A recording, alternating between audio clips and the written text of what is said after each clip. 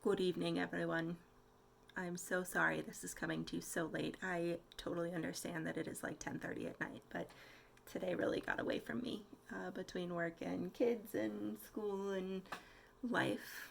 Also, there may have been some video gaming in there. I spent a good portion of my evening playing a video game. So, just really important things like that.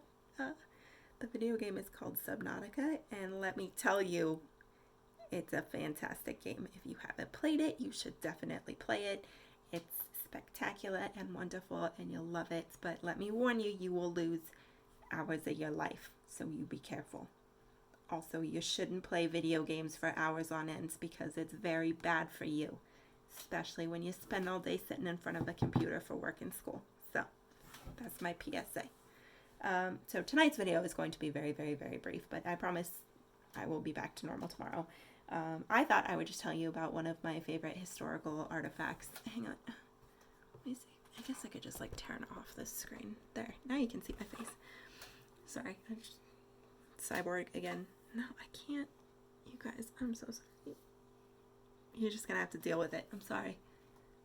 It's just my phone reflecting off my glasses. Anyway, I was at the Museum of Science and Industry in Manchester a while back, and I found this little historical piece there that I really liked, and I thought I'd tell you about. So it was a tiny little bird cage. It's about yay big. And the thing that was so cool about this bird cage is its entire purpose was to resuscitate a bird. So a little backstory for you. Canaries used to be used by miners. I think a lot of people have heard the term a canary in a coal mine. Canaries used to be used by miners from about the late 1800s, I think. Miners would take them down into the mines with them and use them to try to detect gases like carbon monoxide, which in very large quantities are actually very, very dangerous to humans. But canaries, because they're tiny and they have just, tiny little bird lungs, they were much more sensitive to smaller quantities of the gas, and so they would start to show signs of distress before it would impact a human. So miners would watch these canaries. As soon as the canaries started to show signs of distress, they would up and go. Now, a lot of times these canaries would just be brought down in normal wooden or metal cages, and unfortunately, the canaries would die because,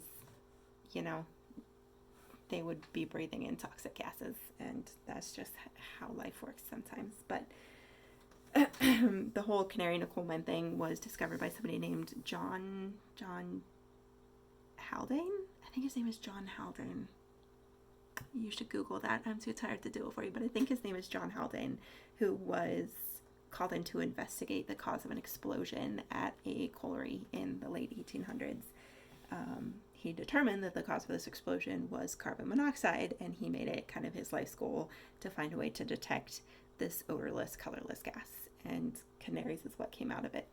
But he also developed this particular cage, which I loved because I appreciated that he put so much thought into, these little tiny birds that were going down there. But essentially, it's this little cage. It's a box. It's about this big. It's completely enclosed except for one little tiny hole in the front. It's about this big, and it had a metal grate over it so that the canary wouldn't escape, but air could go in.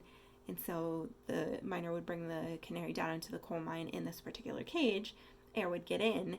If the canary started showing signs of distress, instead of just dropping it and running or letting the bird die or whatever, he would close off this little tiny porthole. It would seal it off from all outside air.